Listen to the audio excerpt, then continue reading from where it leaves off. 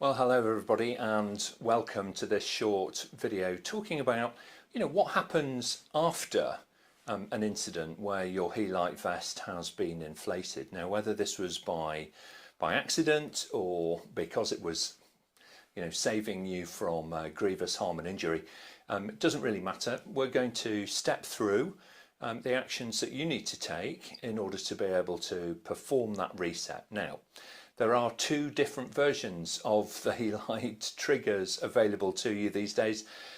This particular session is all about the lanyard trigger version. So if you have a lanyard which connects you to the motorcycle, this is the reset video for you. We will be covering how to reset the electronic version at a later date. All right then, so as you can see, we have our glamorous assistant already with us, which is great because we're going to in a moment inflate this vest so that you can see exactly what happens. So in order to be able to do that, the first thing for me to do is connect it up to the lanyard. We're going to in effect fake a rider coming off their motorcycle. Okay, so I'm going to count to 3. 1, 2, 3. Okay, so quite a noise as the vest itself inflated.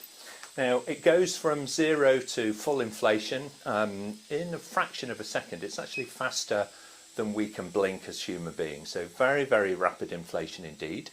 And as you can see, it jumps up at the head and neck. Imagine your motorcycle helmet was here, stabilizes the head and neck, and it almost acts like a shelf for you to make sure that you cannot hyperflex your neck, push your head back too far and injure yourself that way. Now the good news is that all of the Helite systems automatically then, after about 10 seconds or so, begin to deflate themselves, and in doing so that will then just gently go down on its own in around about 1 or 2 minutes or so. So nothing to worry about in terms of, thinking what do I need to do next in order to be able to, reset it. You can just relax, let the vest do its own thing. Now then, while that is deflating then, let's start thinking about how do you reset the vest itself. Well, you may remember when you got your Helite vest that it came with a really useful little plastic pouch, and inside there were 2 items that you could really do actually with finding. So let's have a look at that a little bit more closely. So inside that small packet you would have had a 5mm Allen key and also this little booklet that explains in a step-by-step fashion what it is that you need in order to be able to reset the vest. Now the good news is it's pretty straightforward and it's quite tiny, so it does fit underneath the motorcycle seat in with your what used to be called the the motorcycle spanners and toolkit and all of that kind of thing. So it is quite tiny. And it does fit very neatly underneath your motorcycle saddle. So do find that and have a good read of it because it contains really, really useful information. Now then, I'm just going to set that to one side for a few moments, and we're going to have a look first of all at the keyball trigger which I've just pulled out of the vest. Now in real life, of course, this would be attached to the motorcycle. So I'm just going to separate it from the lanyard itself and leave it there for a moment. Now it's a good idea when you are in this situation just to take a moment to inspect the keyball trigger itself and to see if any damage has been done. Now you can see this is in good condition. I'm turning it over and making sure that all sides are straight, there's no damage or anything like that. It is possible that during an incident the keyball itself, either the cable may get bent in this kind of fashion, or alternatively it may actually scrape along the road surface and become damaged as that one is. So if yours looks like the center one, then that's absolutely fine to refit. I would suggest if yours looks like either of the ones on the outside with a severe bend in it, or alternatively, that it's had some abrasion, then consider getting in touch with us so that we can help get that item replaced for you. Now, if you do need to refit it for riding back home and so on, do examine it carefully and make sure that none of the steel fibres inside have become broken or damaged. Otherwise, clearly, that may limit the efficiency and effectiveness of that particular keyball trigger. All right, very good. So let's go back to looking at our vest itself then and see where it's got to now. So now after around about a minute or so, you can see that the vest itself is now quite squashy. It's begun to deflate considerably. So what I'm going to do next is take away the flap on this right hand side and expose the canister which is underneath. So really straightforward and simple to do.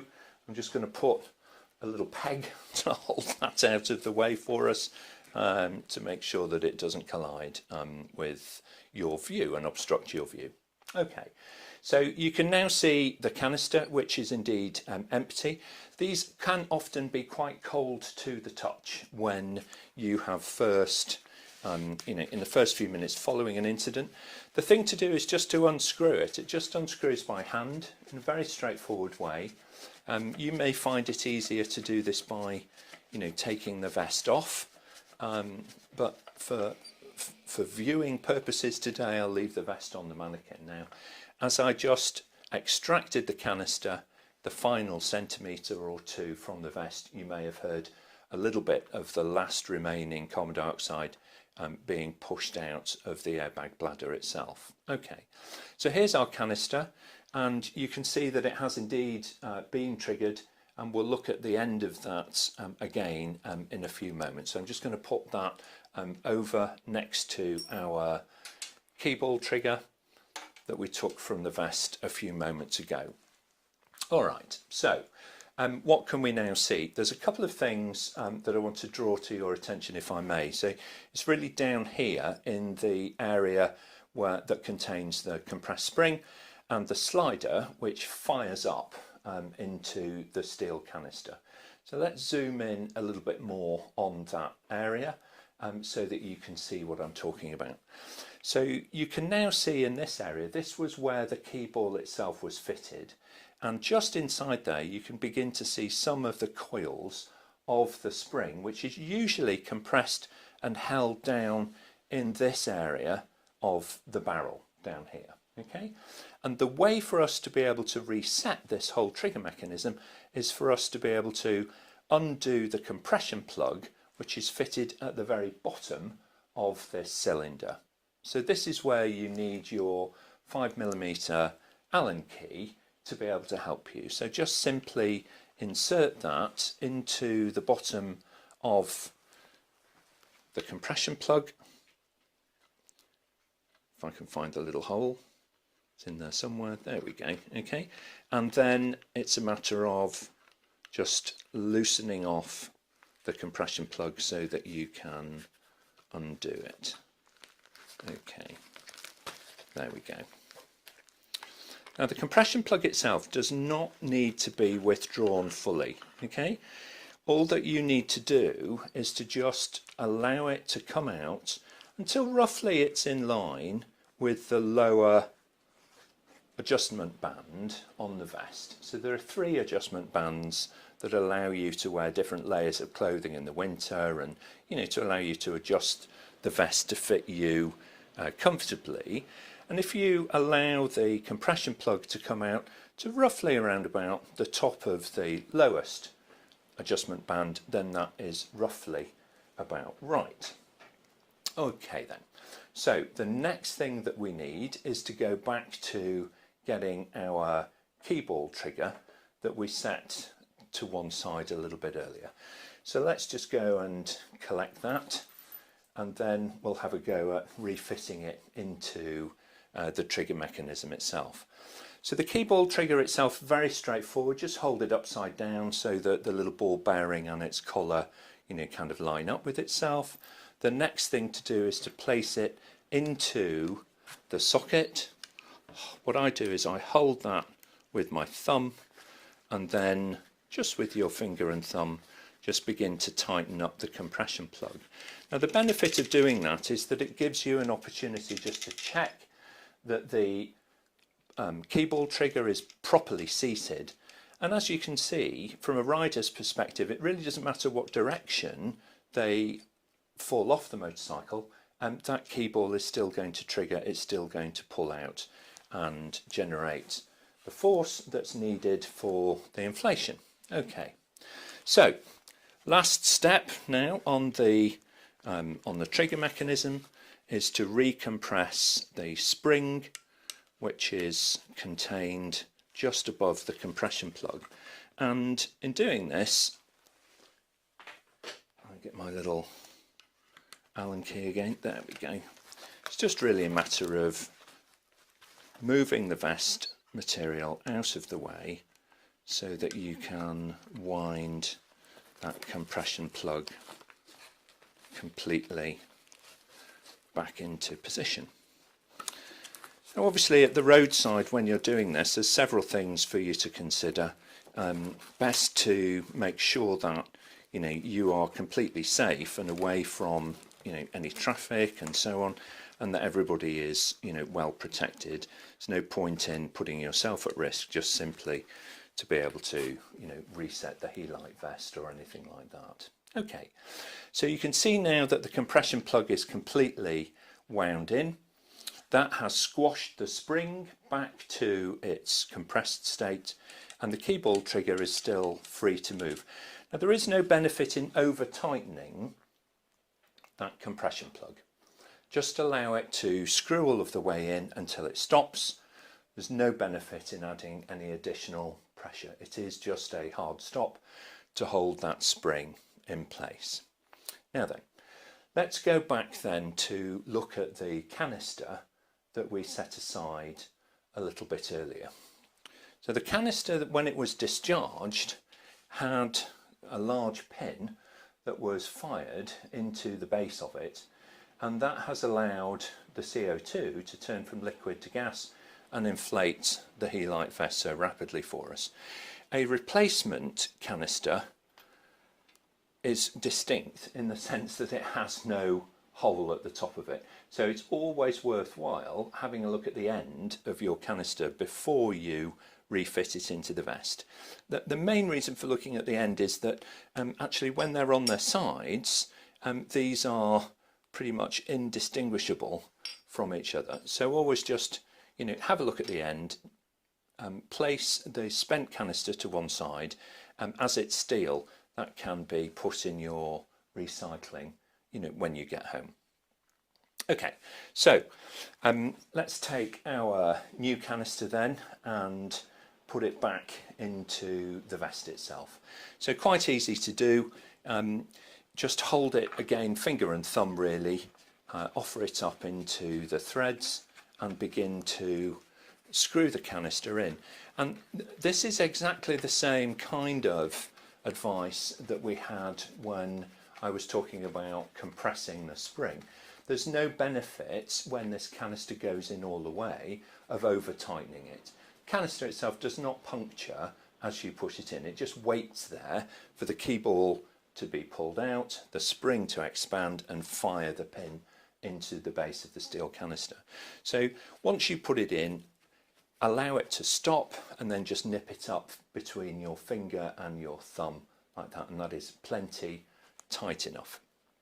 Okay, on the version 2 of the Helite Turtle vest, the last thing to do is to rethread the keyball trigger through the little pocket on the front flap and then line up the Velcro to put it all back as it was.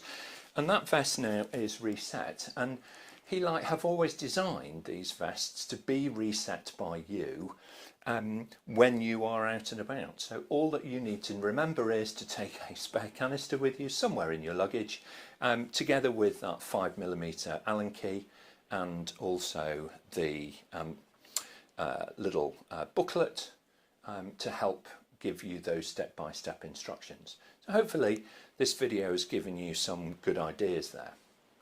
Now then, a couple of other things for us to have a think about is how do you check, how do you know that your canister is actually still up to date and that it has the right amount of carbon dioxide inside it? Well, quite straightforward check that we can do together is by using some kitchen scale. So let's go back to our close-up camera and we'll have a look about how you do that. Now then, on each of the canisters there is a weight clearly shown on the label. Now you might not be able to pick this up in the light, but this particular one is a 100cc canister and it has a weight of 300 grams plus or minus 5 grams written on it. The 60cc canisters have a lower weight of around about 182 grams, and that 182 grams can be plus or minus another 3. Okay, so from whatever it is, 179 I suppose up to 185, something of that order. So the way to check your canister is still got the gas in is to use a set of ordinary kitchen scales once a year to be able to check if the canister is still fully loaded with carbon dioxide. So just set the kitchen scales on. What we're going to do is we're going to weigh that 100cc version. This is fitted to some of the largest vests that we have, and you can see here that the readout is 296 grams, which is within the specification, 300 grams plus or minus 5. So 295 is the lowest value, up to 305 at the upper. So this canister is perfectly serviceable and can continue to be used. I say it's perfectly serviceable also because you can see there is no corrosion on any of the threads at all. The end seal is still in place. The whole canister itself looks, perfectly good, new and fit for purpose. They are steel, these canisters, so they can corrode over time, and it's worthwhile just giving them a visual check if you can do.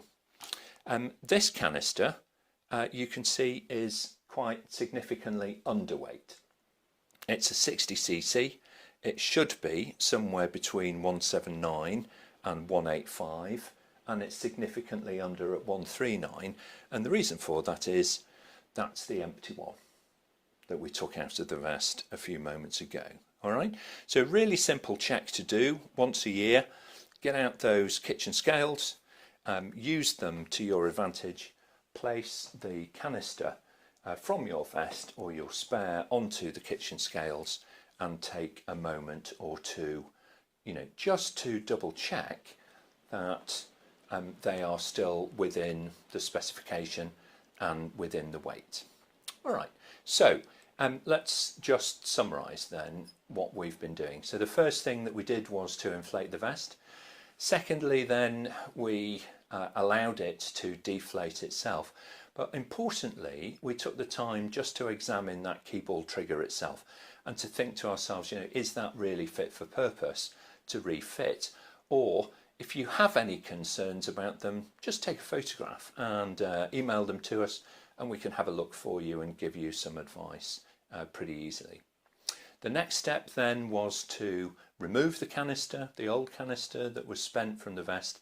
It rapidly deflated, and that gave us a chance to remove the compression plug and reset the keyball trigger back into the carrier. The carrier has the sharp pin on the top that's fired at high speed into the bottom of the steel canister to inflate the vest itself. After having reset all of that trigger mechanism, the next step was to refit a new cylinder, and we did check carefully to make sure that we had the right amount of, well, first of all, we had the right cylinder, we had the right canister to refit. It was a new one, the end was sealed and so on. And also we went through the process of saying, okay, how do you check once a year or so that everything is up to specification on any carbon dioxide canisters that you have as spares. And importantly, it's worthwhile going to your own vest, unscrewing the one that is in there and popping that on your kitchen scales as well. So we do hope that you have found benefit and enjoyed this little video with us. Thanks very much for staying with us, whether you're on Facebook or on YouTube. We really appreciate it. And please do share this with your friends if they also have Helite lanyard triggered air vests. Really good idea, just to remind ourselves about how you go about resetting them. Pop over to YouTube, do find us there, like and subscribe if you wouldn't mind to our channel. We're tiny right now, so we'd really appreciate your support as we begin to grow that channel out. And thank you very much for being one of our 3,500 or so followers on Facebook. We really appreciate the support and the interaction and the engagement that you give us on a day-to-day basis. So thanks very much indeed, and we'll see you again soon. Thanks very much.